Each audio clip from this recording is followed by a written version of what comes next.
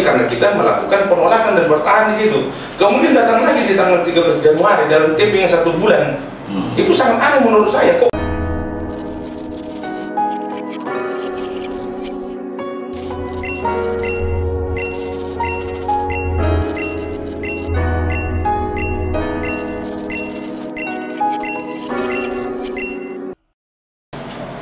Salam jumpa sahabat delegasi sekalian dimanapun Anda berada. Pada hari ini kita media delegasi podcast mengundang tamu istimewa terkait dengan ramainya eksekusi lahan yang sudah beberapa kali terjadi eksekusinya namun tidak terrealisasi. Semua ini banyak hal yang harus kita kupas dan kita angkat terkait dengan permasalahan lahan yang dikeluarkan surat eksekusi lahan oleh Pengadilan Negeri Medan. Tema yang akan kita angkat itu eksekusi gegabah Pengadilan Negeri Medan dengan subtema keputusan Pengadilan Negeri Medan terkait eksekusi lahan Jalan SM Raja, maksud kami Sisingamangaraja Raja nomor 132 Medan, disinyalir cacat hukum. Bagaimana prosesnya dan apa yang menjadi permasalahan? Kita akan mengungkap tuntas terkait dengan permasalahan eksekusi lahan ini bersama narasumber tamu kita, Dr. John Robert Simajuntak selaku pemilik lahan. Selamat datang, Pak Dokter. terima kasih atas kesempatan ini. Ya, terima kasih, Pak Dokter. Kemudian dalam kaitan permasalahan lahan yang disengketakan ini, Pak Dokter memberikan kuasa hukum kepada Joni Silitonga. Selamat datang, Pak Joni. Ya, terima kasih. Pak Joni ini seorang advokat di Medan dengan rekannya Ibu Mestawani Naibaho. Selamat datang, Bu, di media delegasi. Ya, sahabat delegasi sekalian, permasalahan lahan yang disengketakan ini berdampak viral ramainya permasalahan ini karena keputusan yang diambil oleh Pengadilan Negeri Medan dianggap pihak pemilik lahan, pemegang sertifikat Bapak John Robert Simajuntak, ada permasalahan yang tidak tuntas dalam kaitan daripada penegakan hukum yang dilakukan oleh Pengadilan Negeri Medan. Mungkin bisa diceritakan, Pak Dr. John Robert, kepada masyarakat Sumatera Utara khususnya terkait dengan permasalahan yang masih kita pertahankan karena itu adalah hak kita. Silakan, Pak Dokter. Terima kasih. Ya, secara singkat akan saya jelaskan bahwasanya kami terkejut ketika pada tahun 2000, saya mulai dari kami membeli itu lokasi Jalan Sisingamangaraja 132 itu pada tahun 2006. 2006 ya? Ya, kami membeli itu ya secara terang benderang. Pembeli beretikat baik lah. Dibeli ya? Dibeli. Ya, pembeli yang beretikat baik lah di depan PPAT, harga pasar, bayar pajak. Iya. Lalu juga kami beli dari sebuah sertifikat yang sudah sebuah sertifikat juga. Iya. Yang kemudian dibandingkan kepada kami. Iya. Nah, itulah proses pembelian beretikat baik namanya ya. Kemudian juga sertifikat ini juga sudah kami gunakan juga untuk hal-hal yang saya seperti diagungkan kepada penumpang yang milik negara lagi. Iya, iya, iya. Kemudian tiba-tiba di tahun 2006 ya, 2019, 13 tahun kemudian ya, 14 tahun kemudian, tiba-tiba datang surat eksekusi loh, kepada kita disampaikan. Ya kaget kita berpengadilan di mana, nggak pernah tahu. Tahunya surat eksekusi, dan surat eksekusi itu tidak ditujukan kepada nama saya. Oh iya. Yang diberikan kepada seseorang bernama Margareta Sitorus, Irfan Anwar. Kemudian disebut para pengguna harus mengosongkan. Padahal kita memiliki sertifikat. Iya. Ya akhirnya saya menjumpai penasihat hukum dan memberi kuasa itu kepada saudara Joni Silitonga dengan partnernya teman-teman untuk melakukan perlawanan terhadap penetapan eksekusi ini. Dilakukanlah perlawanan eksekusi ini sampai hari ini masih di tingkat banding di pengadilan tinggi. Di pengadilan tinggi perlawanan terhadap penetapan eksekusi. Nah, itu masih tingkat banding hari ini. Artinya hak keadilan saya masih sedang diuji di pengadilan. Pengadilan yang sebuah institusi negara yang tetap dilakukan suatu Pengadilan tinggi ya banding ya. sedangkan saya sedang melakukan hak saya loh. Iya, iya. Saya harus punya, karena saya tidak Pemegang pernah sertifikat. pemegang sertifikat, dan saya tidak pernah ikut dalam proses pengadilan Iya. yang membawa itu surat eksekusi. Saya Iya. tahu pun tidak, hanya tahu eksekusi gitu loh. Ya. Eksekusi. Kemudian juga pada bulan Maret tahun 2021 ini para pemohon eksekusi tersebut juga mengajukan pembatalan sertifikat juga dengan mengajukan gugatan BPN di PT UN. Iya. Dan sampai hari ini menurut yang disampaikan dan kami tahu, menurut para penasihat hukum kami, sudah sampai kepada tingkat pertama itu sudah ditolak loh pembatalan itu. Kemudian putusan pengadilan tinggi itu juga diperkuat lagi putusan tingkat pertama itu. Dan nanti mungkin penasihat hukum kami akan lebih memperjelas lagi. Artinya negara masih melindungi saya dengan sebuah sertifikat yang sudah diuji di sebuah pengadilan juga. Iya, iya. Nah, itulah kira-kira persoalannya. Ketika datang eksekusi lagi di bulan Desember, pertama kan 2019, Iya. akhirnya bisa batal gara-gara memang ada perlawanan dari yang melalui penasihat hukum kita. Kemudian tanggal 7 Desember tahun 2021 dilakukan itu secara paksa. Iya. Dan gagal lagi karena kita melakukan penolakan dan bertahan di situ. Kemudian datang lagi di tanggal 13 Januari dalam tempo yang 1 bulan. Itu sangat aneh menurut saya, kok pemaksaan sekali. Padahal proses-proses hukum formal yang sesuai dengan yang dilakukan oleh institusi negara dilanggar semua menurut saya ini. Nah, ini yang menurut kami sebuah keanehan. Kenapa harus terjadi seperti ini? Di hak keadilan saya dan hak milik saya harus saya pertahankan, dan itu saya serahkan semua perlawanan itu melalui proses litigasi hukum dengan para pengacara saya. Iya, iya. Oke, itu Bapak peroleh tanah tadi itu di tahun 2006. Ya. 2006 prosesnya kita kan tidak tahu, mungkin Bapak siapa pemilik sebelumnya. Tahu Iya, Bapak mungkin Pak Anwar ya. Pak Anwar ya. Karena Bapak mau beli dari Pak Anwar Iya, kan gitu. iya. Jadi nggak tahu siapa di belakang itu semuanya prosesnya. Apalagi proses itu udah dituangkan di notaris, kemudian diketahui oleh pemerintah kecamatan atau kelurahan setempat, ya kan? Betul, Pak. Nah, proses itu kan udah normatif, sangat normatif. Iya. Nah, oke. Pak Joni, laku kuasa hukum daripada Dr. Robert, apa yang Bapak lihat dari proses penegakan hukum yang dilakukan oleh kekeliruan, kalau menurut kita mungkin ya, terjadinya kekeliruan dalam hal eksekusi pengadilan negeri Medan, bisa sampaikan Pak? Baik, terima kasih. Pertama, eksekusi itu bisa muncul secara teori hukum ketika putusan sudah inkrah. Iya. Ya. Nah, pertanyaannya apakah putusan itu sudah inkrah? Ya, pertama, karena ada proses hukum di sana, Iya. di mana klien kami tidak pernah dijadikan salah satu pihak dalam proses. Pernah menjadi pihak ya? Tidak pernah menjadi pihak di termin awal, tidak dimasukkan oleh mereka. Iya. Nah, ketika tidak dimasukkan, artinya apa? Ya, orang menari-nari di tanah klien kami. Iya, iya, iya. Sesungguhnya ketika Irfan yang menjual tanah kepada klien kami, Dr. Robert, ya, itu akan mengeksepsi gugatan lawan, menyatakan bahwa kurang pihak, sehingga sebenarnya itu tidak bisa dilanjutkan lagi. Seharusnya ya? Seharusnya itu. Berarti Irfan tidak melakukan itu ya? Ya, terlepas ya atau tidak, tapi seharusnya putusan itu, seharusnya gugatan itu kurang pihak, tidak bisa dijalankan. Iya. Kalau melihat dari gugatan awal-awal itu, gitu. Iya. Nah, ini terus sampai pada putusan kasasi dan inkrah. Nah, dengan tidak menyebutkan sertifikat di dalam gugatan itu. Iya. Nah, ketika pihak yang mengajukan eksekusi menggugat lagi, Dalam hal ini siapa yang menggugat itu? ya Albina dan kawan-kawan, Albina ya? menggugat menggugat BPN dalam hal mempersoalkan legitimasi sertifikat di tingkat peradilan TUN atau usaha negara. Iya. Kita masuk sebagai tergugat intervensi 2. Oh, kita tergugat intervensi ya? Ya, kita masuk di situ karena kita merasa berkepentingan bahwa tanah itu sertifikat kita yang dipersoalkan mereka. Iya. Nah, secara hukum sesungguhnya bahasanya itu tidak di NO sebenarnya. Iya. Bukan ditolak bahasanya, tapi karena dokter bahasa membahasakan ditolak itu ya biasa kalau awal. Sesungguhnya NO itu. Ya, iya. Kenapa? Karena memang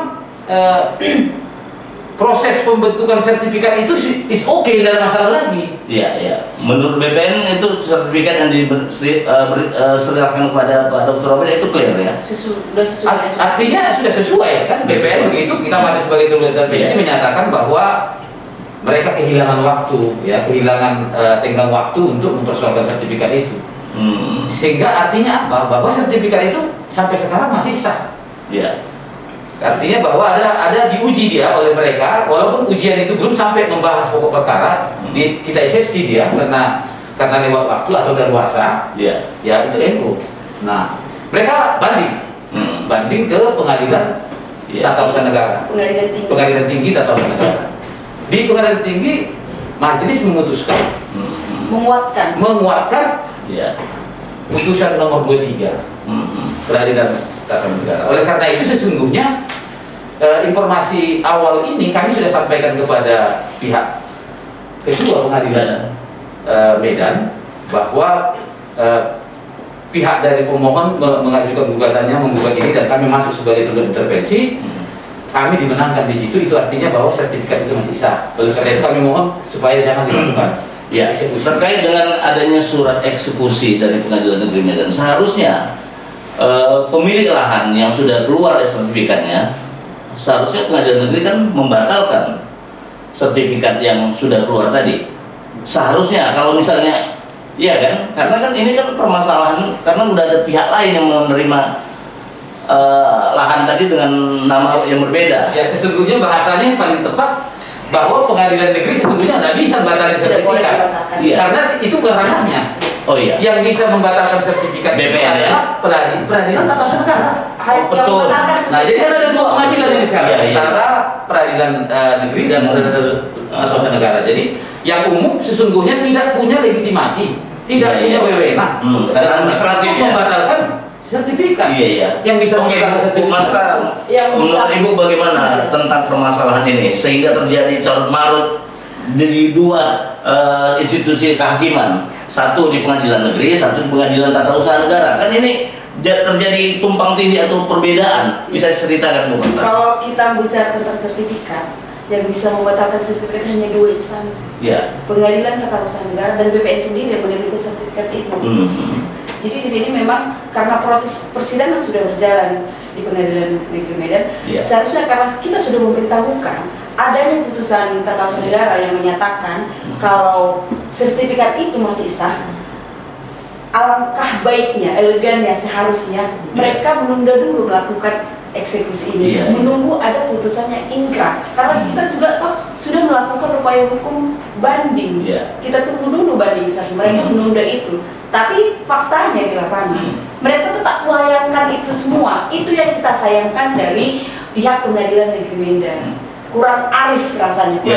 Kalau menurut Ibu keputusan itu pantas atau layak tidak dilakukan oleh Pengadilan Negeri Medan?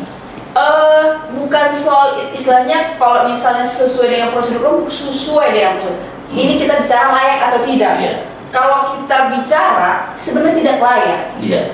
Ini kan dua putusan pengadilan yang diakui oleh negara, perwakilan dari negara, gitu. Kalau kita bicara surat, bukti kepemilikan suatu objek itu, bukti kepemilikan itu hanya dibuktikan oleh sertifikat. Dr. Robert mempunyai itu. Betul. Dr. Robert memegang dua sertifikat itu, gitu. Jadi kepemilikan itu masih sah atas nama Dr. yang tidak bisa dibatalkan oleh PN, gitu, oleh Pengadilan Negeri Medan. Gitu. Akhirnya dua keputusan instansi negara ini tumpang tindih. Nah, mana yang harus dilaksanakan? Disitulah kearifan dari pejabat-pejabat di sini. Seharusnya mereka tunggu dulu betul-betul ada putusan yang betul-betul ingkrah baru dilaksanakan. Gitu. Itu menurut Dr. Robert, karena Dr. Robert mempunyai dua sertifikat yang sampai saat ini tidak pernah dibatalkan, tidak pernah dianulir oleh kedua instansi tadi. Bapak akan mempertahankan proses kepemilikan ini terus kan? Bisa disampaikan bagaimana perjuangan Bapak mendapatkan lahan-lahan tadi sehingga kok tiba-tiba ada pihak lain yang mengklaim itu punya dia sehingga menggugat mengeksekusi lahan yang tidak kita sendiri tidak pernah ikut terlibat dalam proses hukumnya.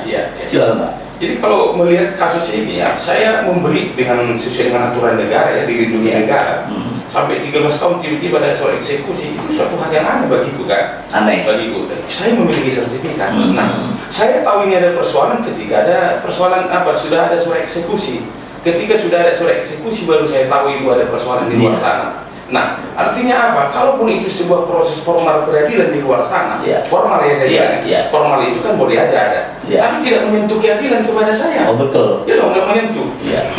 Tidaklah harus, itu tadi yang disebut Ibu Mesta, kearifan seorang pengadilan itu harus ada. Karena kita objek perkara. Secara formal itu boleh itu berjalan peradilan mereka formal ya. Formal itu masih bisa diuji. Contohnya saya sedang mengujinya. Lewat mana? Saya gugat itu putusan peradilan yang memutuskan eksekusi itu, karena saya tidak tahu itu melalui penasihat hukum saya. Itu harus selesai dulu dong itu. Harus diuji karena ada. Kenapa dari awal saya tidak dilibatkan? Berarti ada keadilan bagi saya. Saya punya ruang. Dan itu saya serahkan kepada para pengacara saya untuk mempertahankan hak saya, untuk mencari keadilan saya. Itu masih berjalan. Di satu sisi saya memiliki sertifikat yang dikeluarkan negara, institusi negara, yaitu BPN loh, negara. Kemudian juga sudah diuji juga melalui sebuah institusi negara yang lain, yaitu peradilan tata usaha negara. Dan sampai hari ini saya dikuatkan kepemilikan saya. Jadi kalau dibawa pun surat eksekusi ke depan saya oleh sebuah formal peradilan yang sedang diuji, saya memiliki yang mempertahankan yang sudah dilindungi negara. Ya saya juga arif sebenarnya. Saya bisa aja menggugat mereka lagi balik itu. Tapi saya ikuti proses peradilan. Tunggu itu selesai, baru ada eksekusi atau tidak, itu kira-kira dari saya. Sampai kapan saya akan pertahankan? Apalagi ya, gedung itu dulu kita pilih dalam rencana besar ke depan tempat kantor berbagai komunitas, bergerak di sini dan budaya. Tapi kan di lahan itu ada aktivitas ya? Ada. Sampai saat ini, sejak dari 2006? Sejak 2000, karena niat itu pun kita lakukan untuk itu dan sudah banyak. Sudah banyak. Rumah Karya Indonesia. Yang sekarang bergerak di kegiatan mendukung program pemerintah untuk super prioritas pariwisata dan Toba. Rumah Karya Indonesia itu 8 tahun kita berdirikan di situ. Di wilayah Toba yang sudah melahirkan bersama pemerintah untuk UNESCO Geopark UNESCO Global Geopark berkantor di situ. Kita juga memulai dari situ dulu. Artinya banyak hal yang kita lakukan di sana, bukan semata-mata hanya tempat-tempat yang biasa aja gitu enggak. Dari situ makanya teman-teman banyak akan mempertahankan itu. Itu kira-kira. Oke. Pak Joni, selaku kuasa hukum Dr. Robert, langkah apa yang akan dilakukan oleh Pak Joni selaku lawyer dalam rangka menyikapi permasalahan yang sudah dilakukan melakukan kegiatan eksekusi namun tertunda dengan kita nggak tahu permasalahannya. Langkah apa yang akan dilakukan?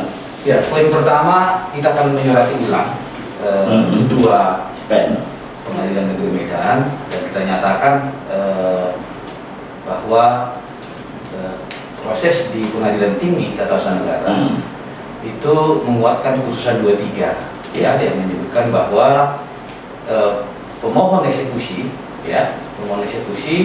yang mencoba membatalkan sertifikat itu ternyata ditolak oleh pengadilan. Itu artinya bahwa secara hukum sertifikat kami masih sah. Itu poin pertama. Poin kedua, kita akan melakukan upaya aksi surat kepada Mahkamah Agung maupun Badan Pengawas Mahkamah Agung, kemudian judicial review komisi judicial. Kita mau meminta agar lembaga-lembaga ini mencoba mengawasi proses peradilan yang berlangsung, sekaligus juga melihat sejauh mana proses menggugat awal ini. Kenapa bisa ya satu putusan, kalau kita kaji kemarin sedikit ke belakang tentang proses peradilan awal itu. Poin pertama adalah bahwa proses peradilan itu tidak melakukan pemeriksaan lapangan. Pemeriksaan setempat. Tidak ada sidang lapangan ya? Tidak ada sidang lapangan. Nah, kemudian yang kedua, kita melihat bahwa sesungguhnya orang yang menjual kepada Irfan adalah salah satu ahli waris dari Ihud Kasianus yang juga adalah orang tua dari yang penggugat ini sekarang, ayahnya. Nah, jadi yang menjual ini adalah istri pertama dari ayahnya. Nah itu artinya apa? Bahwa dia mempunyai hak sesungguhnya menjual gitu. Kalau dia punya hak menjual itu artinya sah. Jual beli itu, dan itu kepada Irfan. Nah yang ketiga adalah kurang pihak. Ini khalifatan sesungguhnya. Ya. Jadi ajas pluralisme itu menjelaskan bahwa ketika pihak-pihak itu tidak lengkap, biasanya putusan hakim DCC selesai itu pasti NU. Nah ada 3 hal yang menurut kita kelemahan itu yang harus diteliti ulang kepada putusan-putusan awal itu. Nah menyangkut yang di Peradilan Tata Usaha Negara, kami melihat bahwa tenggang waktu 22 Desember hingga hari ini, semalam kami coba cek, ternyata pihak dari pemohon eksekusi tidak melakukan kasasi. Artinya apa? Artinya ketika 14 hari setelah tenggang waktu diumumkan putusan betul tidak dilakukan upaya kasasi, maka mereka kehilangan haknya untuk melakukan kasasi. Itu artinya apa? Kami sudah menyurati pengadilan meminta supaya dikeluarkan surat oleh Pengadilan Tata Usaha Negara tentang surat keterangan ingkrah atas putusan mereka. Kemudian kalau dilihat daripada permasalahan ini, menurut Ibu Mestawani lah, apakah ini masih bisa kita lakukan penguasaan lahan itu, yang kita pertahankan penguasaan lahan itu ya? Menurut saya sampai kapanpun itu pasti kita tetap akan pertahankan. Selain itu juga, momen ini kita jadikan sebagai pembelajaran juga ke pihak-pihak terkait. Jangan sampai putusan-putusan pengadilan itu mereka tidak istilahnya teliti, tidak cermat, akhirnya ini kurang pihak, tidak melakukan sidang lapangan, berdampak buruk bagi orang-orang atau warga negara Indonesia pada umumnya yang telah melakukan SOP dalam pembelian. Itu kan pemerintah menyatakan bahwa bukti kepemilikan adalah sertifikat, dilakukan dengan jalur yang benar, dilakukan melalui proses-proses yang benar, tetapi ada pihak-pihak lain yang ingin melakukan tindakan di luar hukum. Ini kan istilahnya jangan sampai ini menjadi presiden buruk ke depannya. Kita sudah membeli sesuai dengan SOP, sudah melakukan proses, akhirnya ternyata ada peluang-peluang orang-orang yang tidak bertanggung jawab mau mengganggu kepemilikan itu dengan memanfaatkan peluang yang ada di pengadilan. Itu kan memanfaatkan kan. Ada pihak yang tidak terkait melakukan sidang melakukan gugat-menggugat di pengadilan, tidak melibatkan pihak yang benar-benar adalah pemilik objek. Akhirnya muncul putusan yang merugikan pemilik ini. Ini yang harus diperhatikan. Ini sangat fatal akibatnya bagi pihak-pihak yang betul-betul melaksanakan hukum yang sebenarnya gitu. Yang sepengetahuan daripada kuasa hukum lah, atau mungkin Pak Dokter sendiri, apakah pihak lain mempunyai sertifikat juga? Tidak, selama persidangan yang kita tidak ada. Tidak ada. Kemarin waktu di Betul, mereka mencoba untuk membatalkan itu dengan alasan ada kami bahwa ini punya orang tua kami, ini buktinya. Ini alasan mereka? Bukan, hanya fotokopi, fotokopi yang ditujukan, dan itu sangat sulit terbaca karena ketika kita dikonfrontasi di depan pengadilan oleh sidang, izin majelis hakim, kami sendiri tidak bisa membaca, apakah hakim juga tidak bisa dibaca. Jadi sangat sulit untuk ini ya, untuk menyatakan bahwa itu bisa dijadikan sebagai bukti surat yang bisa mengalahkan sertifikat. Jadi kalau dilihat lah, apakah keputusan Pengadilan Negeri Medan itu kita minta untuk dianulir untuk melakukan eksekusinya, atau tidak melakukan eksekusi lagi? Bagaimana upaya-upaya yang harus dilakukan? Ya pertama tadi kan harus kita bilang agar itu dihentikan. Dihentikan dengan alasan bahwa sertifikat kami masih sah. Bahwa pengadilan sesungguhnya tidak punya hak lah untuk membatalkan sertifikat, apalagi mengeksekusi. Gitu ya. Tapi terkecuali umpamanya waktu itu mereka dimenangkan, pemohon eksekusi dimenangkan, dinyatakan bahwa surat ini palsu atau dinyatakan surat ini tidak sesuai prosedur, silakan gitu. Kita juga bilang pada klien kita, ada kekeliruan kita. Tapi sampai saat ini saya bilang tadi kembali bahwa sertifikat klien kami masih sah. Sampai kapanpun kami harus memperjuangkan itu. Pasti. coba kita bayangkan seluruh warga negara Indonesia yang punya sertifikat tiba-tiba bisa dieksekusi. Terus apa jadinya ini sistem pertanahan nasional ini? Mana kepastian hukum itu? Mana kepastian hukumnya gitu. Jadi kita akan khawatir ya, semua warga negara akan khawatir membeli sebuah tanah walaupun ada sertifikat, walaupun sudah dibeli sesuai dengan prosedur ya, karena ketika sertifikat biasanya hadir di sana notaris dan PPAC. Nah, ketika hadir notaris, lazimnya mereka akan periksa apa yang disebut cek bersih. Dia akan lakukan cek bersih, dia akan lakukan cek pajak, dia akan lakukan silang sengketa. Banyak hal yang dilakukan notaris memastikan bahwa tanah tersebut aman. Setelah itu dia akan katakan kepada orang pemilik, ini sudah aman, Anda bayar ini ya, melalui proses pembuatan akta jual beli. Anda juga harus membayar pajak pembelian, yang menjual juga membayar pajak penjualan. Setelah itu proses balik nama lagi ke BPN. Ada proses panjang di mana pihak-pihak nggak memprotes itu. Tidak pernah ada protes. Tidak ada pernah protes. Dan yang paling penting, klien kami Dr. Robert bukan pembeli yang pertama. Dia sudah membeli bentuk sertifikat beberapa kali. Bentuk sertifikat. Berarti Bapak menerima dari Pak Anwar itu bentuk sertifikat. Irfan. Sertifikat ya. Berarti prosesnya ini udah panjang. Sudah panjang, sudah clear. Dan perlu kami tambahkan juga di pengadilan tinggi itu juga dinyatakan itu peluang untuk memprotes suatu sertifikat kan 90 hari. Itu yang dinyatakan oleh pihak pengadilan tinggi. Mereka sudah kehilangan peluang itu dia 90 hari. Kehilangan mereka kesempatan untuk memperkara itu kan untuk memprotes terbitnya sertifikat itu sudah hilang. Peluang untuk 90 sudah hilang mereka, nggak ada lagi. Dan itulah pertimbangan Hakim Tata Usaha Negara menolak gugatan mereka. Oke, Dr. Robert selaku pemilik lahan dan pemegang surat sertifikat, 2 sertifikat langsung, dan itu tadi sudah dinyatakan bahwa Bapak sendiri menerima itu dari pemilik sertifikat sebelumnya. Berarti kan prosesnya ini sudah pemerintah maupun penanggung jawab masalah pertanahan, pemerintah kecamatan, kelurahan sudah mengetahui clear permasalahannya. Apa yang menurut Bapak itu ada keganjilan sehingga tercipta gugatan eksekusi ini? Saya juga merasa aneh ini ya, kenapa sampai begitu berani dan sebuah institusi negara, pengadilan negeri mengeluarkan suatu penetapan eksekusi yang juga mereka tahu kasih. Saya juga masih bertanya-tanya ini ada apa? Something wrong. Ada apa? Apalagi saya tambahkan lagi Pak. Itu kan di lokasi tereksekusi itu kan ada 3 lahan itu, 3 petak itu. Jadi sertifikat 458 kali itu dipecah menjadi 3. 480, 481, 482. 481 waktu itu 482 saya miliki, 481 dimiliki Dr. Muntasir, 480 itu dimiliki Irfan Anwar. Nah, saya udah memiliki dari sebuah sertifikat pecah. Kemudian 482 milik Dr. Muntasir, baru itu saya lagi balik nama udah jual habis itu. Baru yang Irfan Anwar itu ke Samsul Syanturi balik nama, baru lagi ke Syarifah. Udah banyak sertifikat.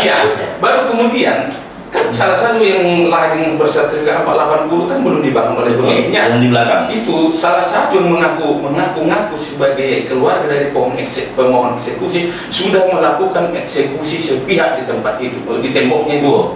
Tanpa wewenang dia punya dari negara. Seorang oknum polisi loh. Oknum polisi dan sudah dilapor oleh pemilik sertifikat itu di Propam dan di Kriminal Umum. Nah, ada apa ini gitu loh, kok begitu beraninya?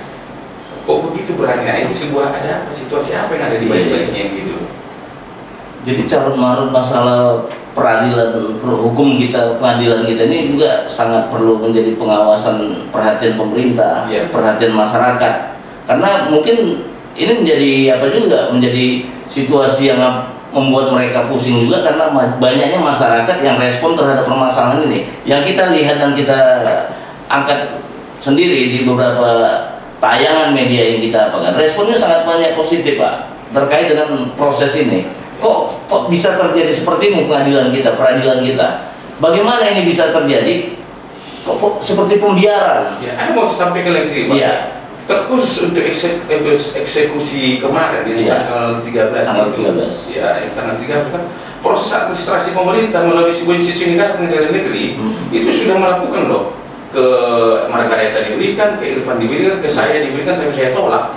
Berjalan proses administrasi, kekeluaran diberikan. Kok tiba-tiba ada tidak terjadi kejadian di segi administrasi pembatangannya di mana? Kok main-main ini institusi negara? Ada apa? Siapa yang berkuasa menggunakan institusi negara ini? Pertanyaan saya. Siapa yang berkuasa menggunakan itu? Kok istilah Bapak kemarin kan kayak ngeprank gitu loh. Masuk institusi negara gitu loh. Itu kira-kira. Oke, Pak Joni, usaha yang dilakukan sudah mengajukan sampai permohonan untuk agar eksekusi itu ditinjau ulang dan sebagainya. Akan melakukan komunikasi dengan pihak pemerintah, dalam hal ini Pengadilan Negeri Medan. Upaya bagaimana lagi yang akan dilakukan sehingga proses ini bisa terhenti dan proses eksekusi ini tidak bisa dilakukan lagi? Apakah ada perlu gugatan ke pengadilan lagi terkait dengan pengakuan dari sepihak yang diakui oleh pihak yang meminta kepada pengadilan itu untuk melakukan eksekusi, menggugat mereka gitu? Seandainya pertanyaannya apakah masih memungkinkan ada upaya lain yang bisa dilakukan dalam rangka mempertahankan ini? Ya ada sih, artinya ada juga peluang untuk melakukan gugatan biasa.